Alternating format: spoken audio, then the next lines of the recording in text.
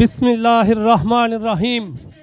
درس قرآن اگر ہم نے نہ بلایا ہوتا، یہ زمانہ نہ زمانے نے دکھایا ہوتا، اور تیرے در سے جو یار پھرتے ہیں در بدر یوں ہی خار پھرتے ہیں۔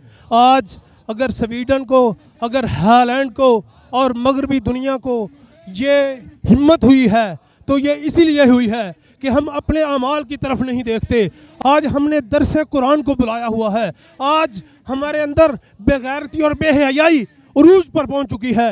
ہم مغرب کی طاقتوں کو برا بلا تو کہتے ہیں، لیکن ہم مغرب کی طاقتوں کو برا بلا کہنے کے ساتھ ساتھ ہمارے گھروں میں آج بھی مغرب کی طرز کی شادیاں ہو رہی ہیں۔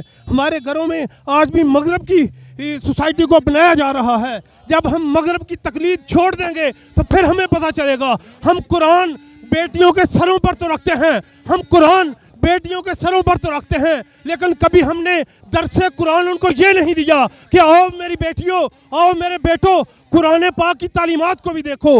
ہم قرآن پاک کو اپنی اوپر گھر کے اونچی جگہ پہ رکھتے ہیں، وہ دھول سے خراب ہو جاتے ہیں، لیکن کبھی ہم نے درس قرآن کو اپنانے کی کوشش نہیں کی۔ اور ہم سویڈن کو، ہم ہالینڈ کو یہ بتا دینا چاہتے ہیں کہ جہاں غازی علم دین شہید آیا تھا، جہاں کوئی نہ کوئی محمود غزنوی آیا تھا، ہم یہ بتا دینا چاہتے ہیں جہاں عمر چیمہ آیا تھا، جہاں ممتاز قادری آیا تھا، آج بھی بتلا دو اغیار نبی کو، بتلا دو گستاخ نبی کو، غیرت مسلم زندہ ہے، بتلا دو گستاخ نبی کو، غیرت مسلم زندہ ہے۔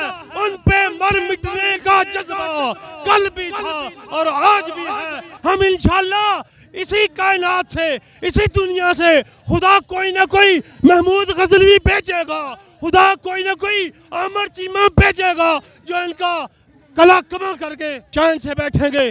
وما علینا الا البلاغ۔